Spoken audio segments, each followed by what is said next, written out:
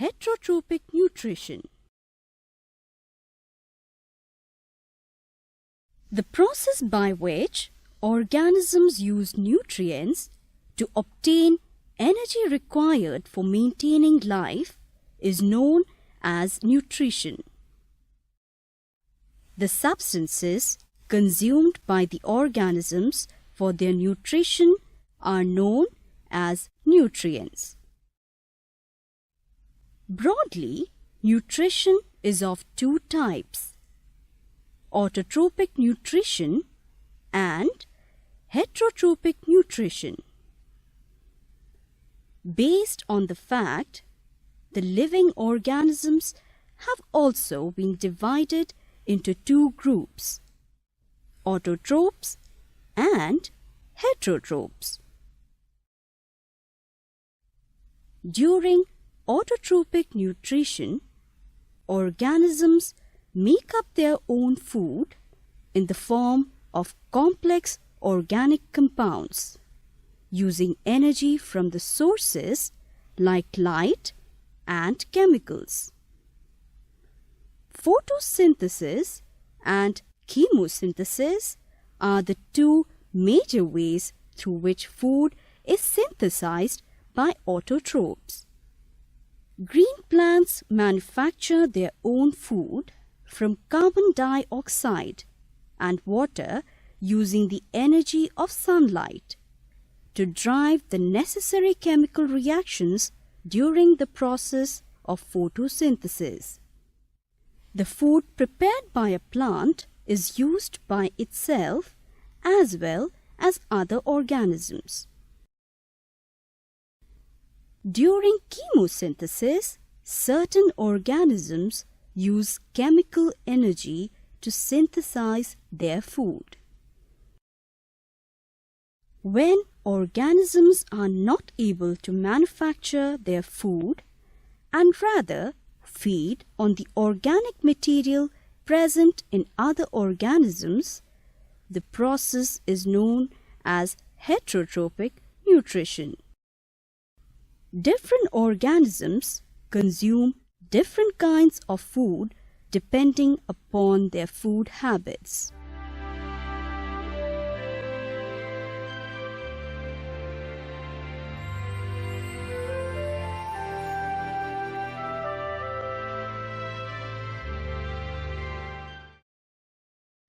In heterotrophic nutrition, organisms depend upon other organisms. They obtain the nutrients either directly or indirectly from plants or animals, live or dead. Thus, heterotrophic organisms are the consumers in an ecosystem. All those heterotrophs which consume plants are known as herbivores, and those which consume animals are known as carnivores. Heterotrophic nutrition is of three types: saprophytic, parasitic, holozoic. Saprophytic nutrition. When nutrients are derived from non-living organic matter, usually dead and decaying plant or animal matter, it is known as saprophytic nutrition. And the organisms having this kind of nutrition are known as saprophytes. The saprophytes break down the complex organic molecules present in dead and decaying matter and convert them into simpler substances outside their body and absorb through body membrane. Animal scavengers such as dung beetles and vultures are also sometimes referred to as saprophytes. Many species of fungi are also saprophytes.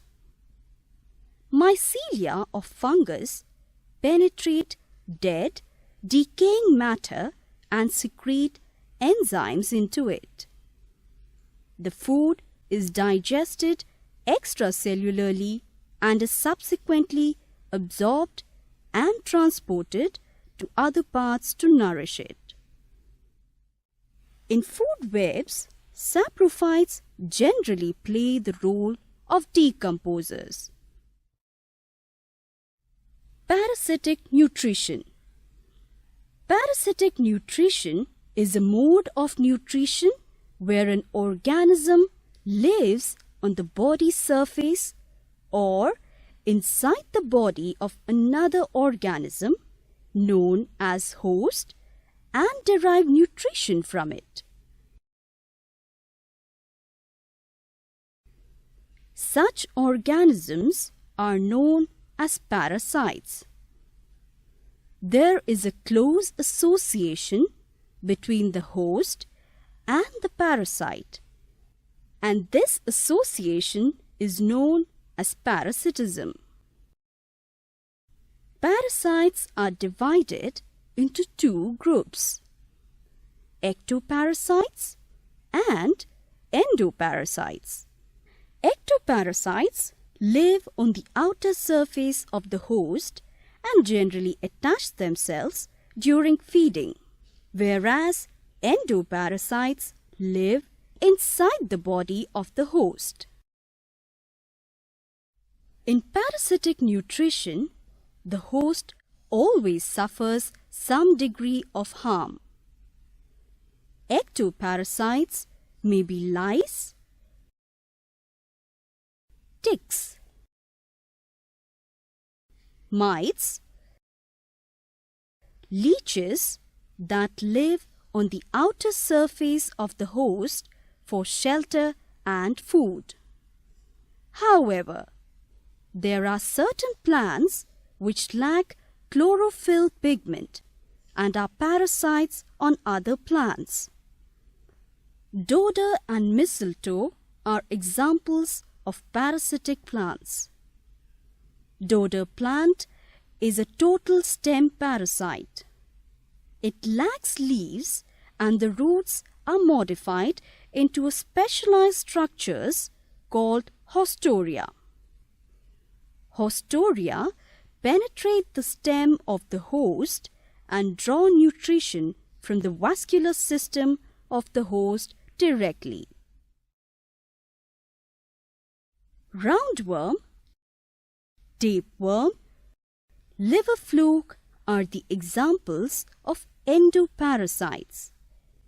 A parasite such as the tapeworm is found attached to the wall of the small intestine, where it absorbs the soluble products from digested food. Parasitism is a non-mutual relationship between two organisms, where one gets benefited and the other gets harmed. Another type of heterotrophic nutrition is holozoic nutrition. It is a kind of nutrition in which complex food is taken into the body and broken down into simpler form to be absorbed. Here, food is first taken into the body through a mouth or mouth-like opening. After the intake of food, enzymes are produced within the organism for its digestion.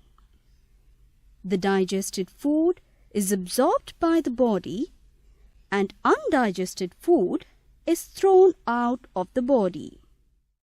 This type of nutrition occurs in a variety of organisms ranging from simple to most complicated organisms.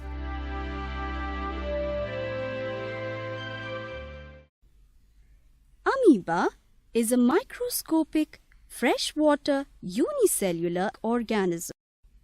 It is holozoic and feeds on other microscopic organisms. Its process of ingestion of food is called endocytosis, and the whole prey is taken into the body as a food vacuole is formed with the help of pseudopodia. Since it is a unicellular organism, amoeba does not have any specialized structure or organ for the process of nutrition. The food is ingested at the point where it comes in contact with the cell surface. Pseudopodia are formed by extending plasma membrane in the direction of food to engulf the food into the cytoplasm. Amoeba ingests the food by taking it in the form of a food vacuole formed by the cell membrane. And this way, a food vacuole containing the food particle becomes a part of cytoplasm of amoeba. As the vacuole is transported deeper into the cytoplasm, lysosome comes in contact and releases certain enzymes. These enzymes help in digestion of the food present in food vacuole. Since the food on digestion is converted into liquid form, it is readily absorbed by the cytoplasm. As the food is diffused into the cytoplasm, the vacuole becomes progressively smaller in size. All the parts of the cell get the nutrients by the cytoplasmic movement of the food vacuole in the cytoplasm. The undigested waste matter is left out in the vacuole. There is no particular point from where the egestion takes place. The vacuole approaches close to plasma membrane and it is discarded out of the cell through exocytosis.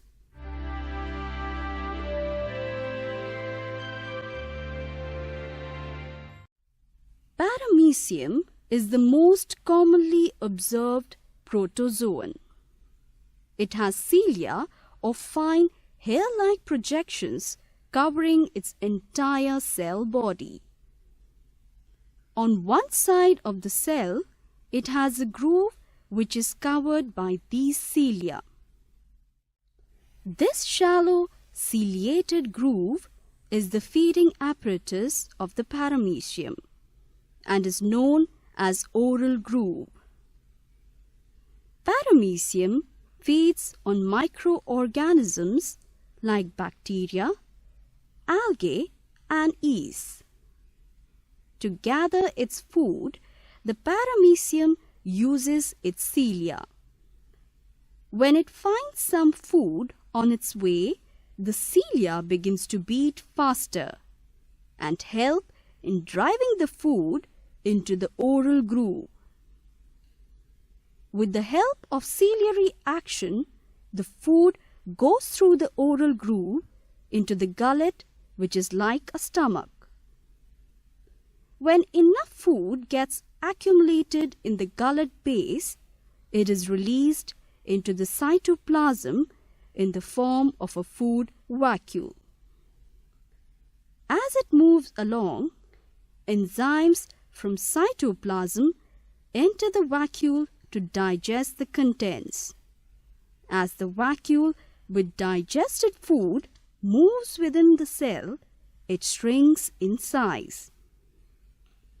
Once the digested food is absorbed in the cytoplasm, the undigested food is excreted out of its body. When the vacuole reaches the anal pore, it ruptures, expelling its waste contents to the exterior. The earthworm feeds on organic matter present in the soil. Food is ingested through mouth along with soil. Mixture passes through the esophagus to the crop. Crop is thin-walled organ for food storage. Food then enters gizzard where mechanical digestion takes place. Food then enters intestine, where chemical digestion and absorption of nutrients occurs. Undigested food passes out from the anus and is deposited as worm casts.